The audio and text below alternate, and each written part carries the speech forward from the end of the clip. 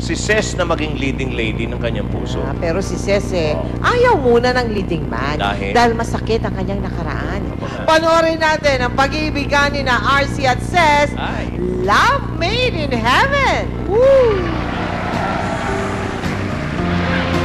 Humiling ka at ikaw ay pagbibigyan. Ito ang kasabihang akmang-akma sa love story ng mag-asawang RC at Ces Kayanan. Nagsimula sa isang panalangin na nabigyan ng katugunan. Paano nangyari? Ito ang love story made in heaven. Si RC Kayanan ay lumaki sa isang Christian family. Dito sa church na to, dito na ako lumaki. Back then, I knew God wanted me to become a preacher. Kaya nang siya ay magkolehiyo, pumasok na rin siya sa seminaryo upang ihanda na ang sarili sa habang buhay na paglilingkod. Lord, if it is your will for me, I just want to ask a sign that you would give me someone, first of all, would also love you, na you would also call to be your servant like me or would be my partner in the ministry. Pebrero taong 2001 nang magsimulang humiling sa kanyang panalangin si RC. At nang dumating ang buwan ng Abril, isang dilag ang kanyang nakilala, si Princess Dizon. After my high school, I went to the Bible school in our province in Laguna. Nag-ano ko for college here. Sabi kasi ng pastor's wife namin doon, why don't you take education so you can use in the ministry? Nang magkasama sina RC at Ces bilang mga youth volunteer ng kanilang ministry, ito ang naging daan upang sila ay maging magkaibigan. Noong una ko malaman that nagkaroon na siya ng experience sa seminary, sabi ko, this was the answer to the sign. Habang tumatagal naman, napapfall na rin ako sa kanya.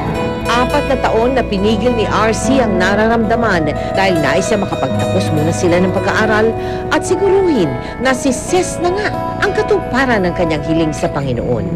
When she graduated, May 19, 2000, I went to my pastor.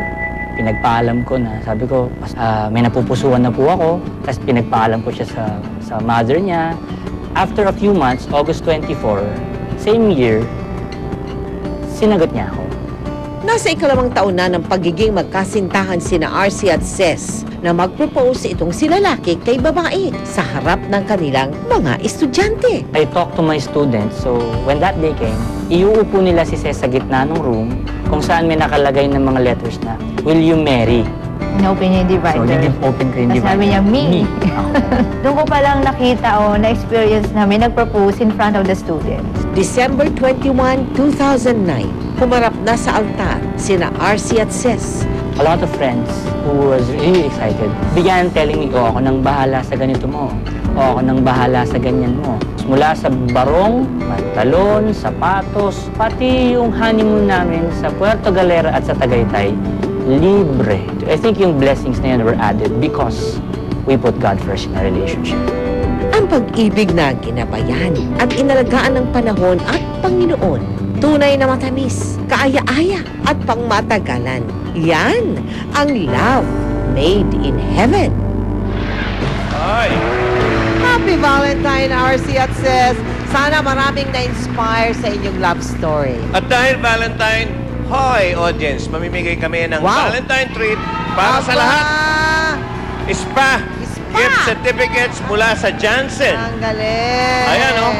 Special yan. Magbabalik po ang Mel and Joey.